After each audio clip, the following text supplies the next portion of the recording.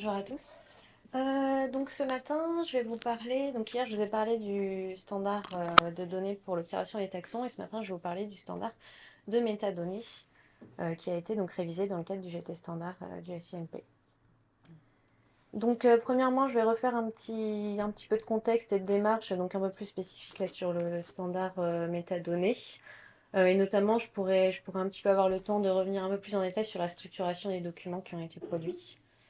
Ensuite, j'évoquerai les évolutions communes au standard SINP, en fait, qui a été quand même une grande partie du travail, donc notamment le nettoyage des éléments des standards, qui a été, donc Ornella l'a évoqué, une des remarques qui avait été remontée pendant les audits.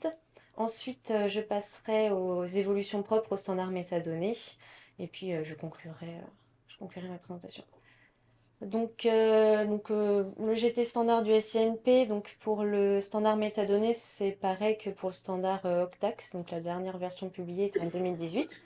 Donc ça fait 5 ans et donc en 5 années, il y a quand même eu des retours et des besoins qui ont suscité la réouverture du GT et donc le besoin de mettre à jour le standard.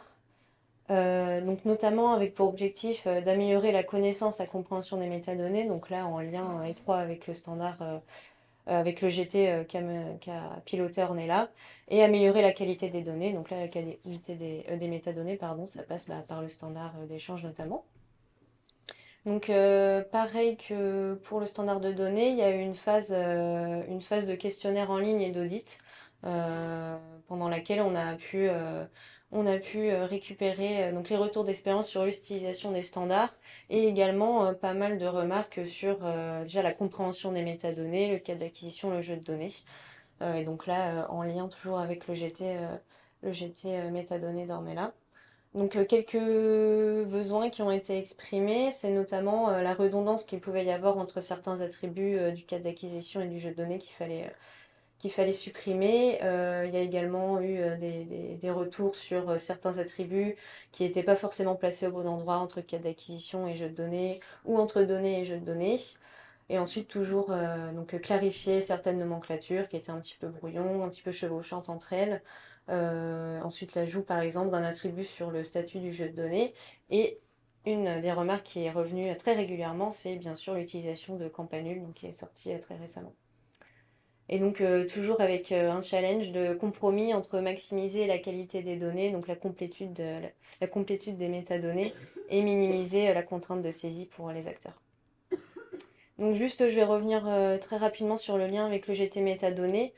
Donc Ornella a fait une très belle présentation. Donc le GT métadonnées, c'est qu'est-ce que les métadonnées, leur importance, les comprendre et le découpage entre cas d'acquisition et jeux de données, donc notamment avec l'arbre décisionnel.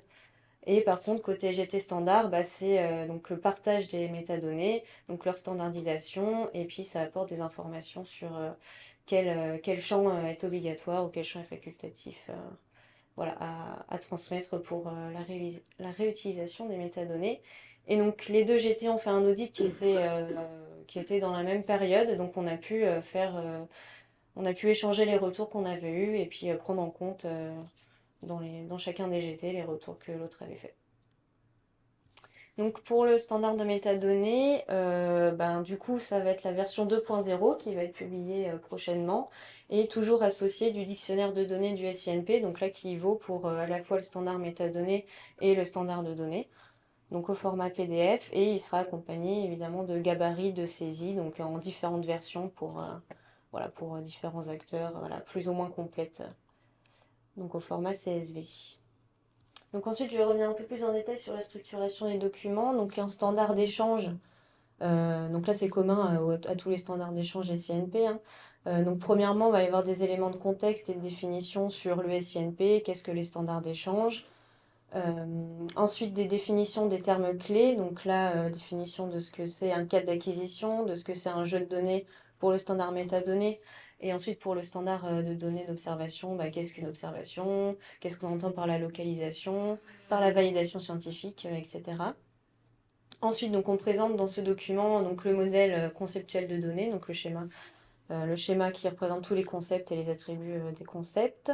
Également, juste un aperçu du vocabulaire contrôlé qui sera associé à tous les éléments du standard.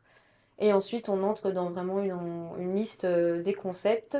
Donc là, dans le document du standard, on décrit les concepts avec leurs conditions d'utilisation, comment les utiliser, et ensuite une liste un petit peu succincte des attributs, avec quand il y en a des règles spécifiques de renseignement pour l'attribut au sein du concept dans lequel il est. Et donc ensuite, pour le dictionnaire de données, là, ça va vraiment être un listing de tous les attributs qui sont donc là à la fois dans le standard métadonnées et dans le standard de données pour l'observation de taxons, et quelques-uns qui sont communs au standard observation habitat. Euh, là, les attributs sont présentés comme vous le voyez dans le tableau là. Donc il y a le nom de l'attribut, ensuite son format. On a aussi indiqué dans quel concept il était utilisé. Euh, Ensuite, la définition de l'attribut et éventuellement des formalismes d'écriture et un exemple à chaque fois. Et ensuite, la liste du vocabulaire contrôlé. Donc, vocabulaire contrôlé, c'est les nomenclatures et les référentiels qui sont utilisés dans les standards. Et donc là, par exemple, pour les nomenclatures, c'est présenté comme sur le tableau en bas. Donc on va avoir donc une colonne pour les labels de toutes les valeurs qui sont dans la nomenclature, un code qu'il faudra renseigner dans le standard, et ensuite une précision, si besoin, sur la valeur en question.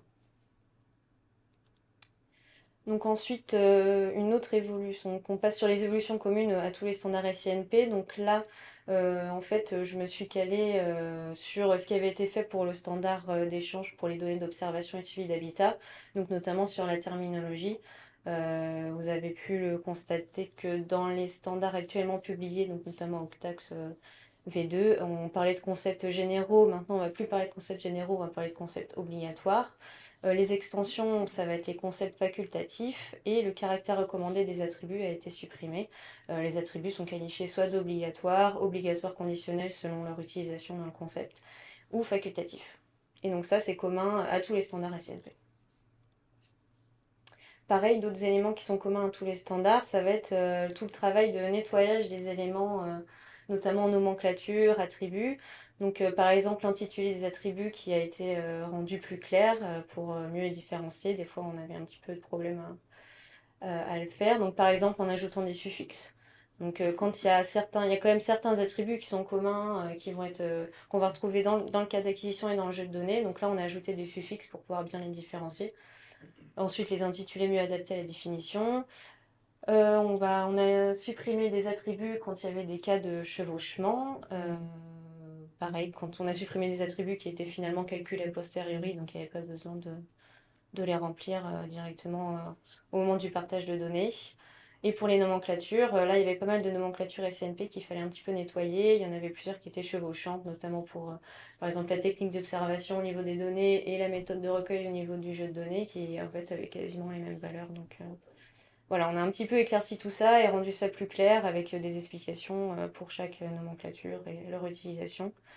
Et il y a aussi notamment, par exemple, la suppression des valeurs ne sait pas, inconnu, non renseigné, non déterminé, qui, dans certains cas, ne donnent pas plus d'informations que juste ne pas remplir le champ. Après, il y a quelques exceptions quand même où on a pu laisser ces valeurs-là quand elles étaient utiles. Et par exemple, j'en parlerai un peu plus en détail, j'en ai parlé hier, mais il y a certains concepts qui ont été supprimés parce qu'en fait, ils pouvaient être regroupés dans d'autres concepts. Donc voilà, ça rend un peu plus clair la lecture du standard. Donc maintenant, je rentre dans l'explication pour le standard de métadonnées.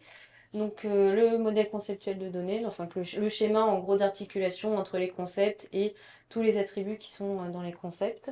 Donc j'ai légendé, voilà, pareil, avec les mêmes niveaux que pour le standard de données. Donc en jaune, vous avez tous les concepts qui existaient déjà, enfin qui existent déjà dans le standard qui est actuellement publié. Et en bleu, les nouveaux concepts. Donc il y en a très peu par rapport au standard de données. Ensuite, donc les deux concepts obligatoires qui sont le cadre d'acquisition et le jeu de données. Et quelques concepts types, donc notamment pour enseigner une méthode, un protocole et tout ce qui est les acteurs qu'on retrouve à la fois dans le cadre d'acquisition et dans le jeu de données.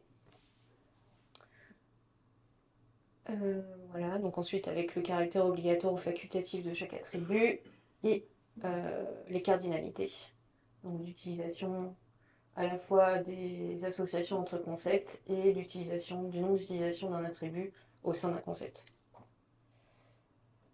Donc voilà les évolutions principales du standard de métadonnées. Donc je vais commencer par la gauche, par le cadre d'acquisition. Donc là j'ai juste marqué référence temporelle en dessous et j'ai surligné en jaune. En fait c'est des attributs, les attributs qui sont surlignés en jaune, donc date de lancement et date de clôture, étaient dans un concept référence temporelle qui était associé au cadre d'acquisition. Et en fait on a décidé de le mettre directement dans le cadre d'acquisition parce que la liaison entre les deux concepts était de 1-1. Donc, je voyais pas pourquoi ça ne devrait pas être directement implémenté dans le cadre d'acquisition. Donc, on a fait ça comme ça.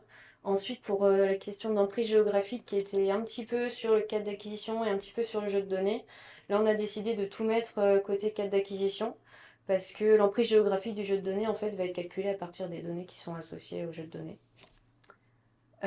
Ensuite, côté jeu de données, donc là, il y a la grande partie de nouveaux attributs sur la méthode et le protocole de collecte. Donc, à la fois avec un attribut qui permet à chaque fois de renseigner le CD méthode ou le CD protocole de Campanule.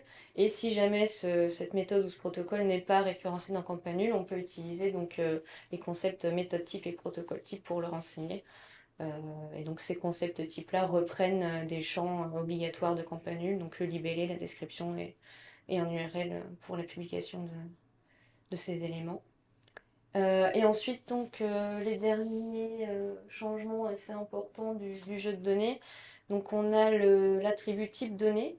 Donc là, l'attribut type données, donc c'était, on est là un petit peu mentionné ça tout à l'heure. Donc en fait, on va pouvoir qualifier si dans le jeu de données, les données, ça va être des observations de taxons, des observations d'habitat, ça va être des synthèses de taxons, synthèses de données d'habitat. On a aussi rajouté des éléments pour les données géologiques.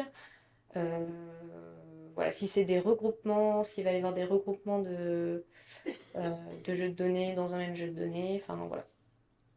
Ensuite, catégorie de données, donc ça c'est un nouvel attribut qui en fait reprend les catégories EBV du GeoBon.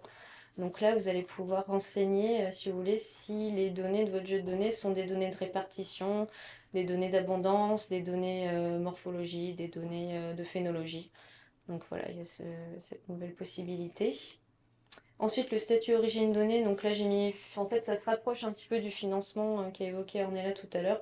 En fait, vous allez pouvoir renseigner si les données sont publiques, privées ou mixtes dans votre jeu de données.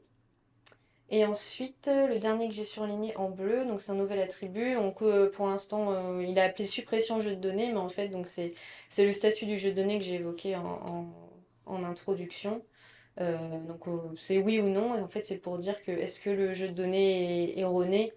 En fait ça pourra s'afficher dans les différents outils pour savoir si voilà s'il faut le prendre en compte ou pas, ou s'il est gelé. Euh, voilà. Et puis ben voilà, déjà sur les perspectives et les contacts, donc comme pour le standard, les autres productions du GT standard, on espère que tout sera publié avant l'été. Et puis si vous avez des questions là-dessus, vous pouvez me contacter. Et bien évidemment sur le site scnp.france.fr, vous avez tous les documents produits, enfin tous les livrables produits, notamment la synthèse de l'audit et de l'enquête en ligne. Voilà les comptes rendus des réunions qu'il y a eu pendant le GT. Donc voilà. Donc je suis pas, bien évidemment, je suis pas revenue sur toutes les modifications, mais en fait à la fois pour le standard de métadonnées et pour le standard de données pour observation de taxons, il y a eu en fait quasiment tous les attributs ont été un petit peu revus, que ce soit juste pour un petit peu mieux les définir, juste éclaircir l'intitulé, ou alors vraiment des nouveaux attributs, des nouveaux concepts. Mais voilà, j'ai pas le temps de revenir en détail sur tout, mais voilà les principales modifications pour ce standard. Je vous remercie.